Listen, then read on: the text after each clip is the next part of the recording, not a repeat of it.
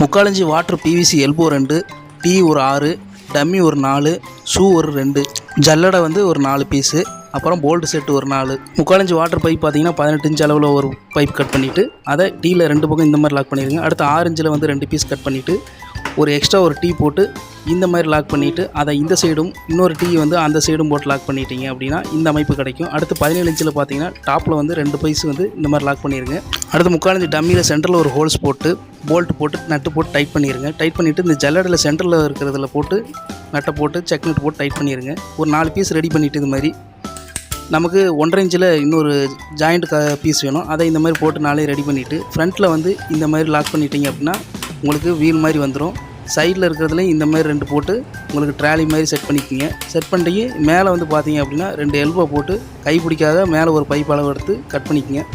Cut பண்ணிவிட்டு அதையும் join பண்ணிட்டீங்க அப்படின்னா உங்களுக்கு கைப்பிடி ரெடி ஆயிடும். அடுத்து ஃப்ரண்ட்டில் வந்து பார்த்தீங்கன்னா சப்போர்ட்டு கொடுக்கணும். அதுக்கு இந்த இடத்துல டீயை போட்டு ஒரு ஷூ ஒன்று லாக் பண்ணி மேலே இருந்து ஒரு பைப்பு அதுக்கு சென்டரில் ஒரு டீயை போட்டு லாக் பண்ணிட்டீங்க அப்படின்னா உங்களுக்கு கைப்பிடியோடு சேர்ந்து சென்டர் சப்போர்ட்டும் கிடச்சிரும். ஸோ இந்த மாதிரி இப்போ ஒரு சூப்பரான ஒரு நடவண்டி ரெடி ஆயிடுச்சு. இதை உங்கள் குழந்தைங்களுக்கு கொடுத்தீங்கன்னா சூப்பராக விளாடுவாங்க. இந்த தகவல் உங்களுக்கு பயனுள்ள இந்த வீடியோ லைக் பண்ணிட்டு மறக்காம சேனலை சப்ஸ்கிரைப் பண்ணுங்கள். ஃபேஸ்புக் இன்ஸ்டாகிராமில் பார்க்குறீங்கன்னா பேஜை ஃபாலோ பண்ணி. நன்றி, வணக்கம்.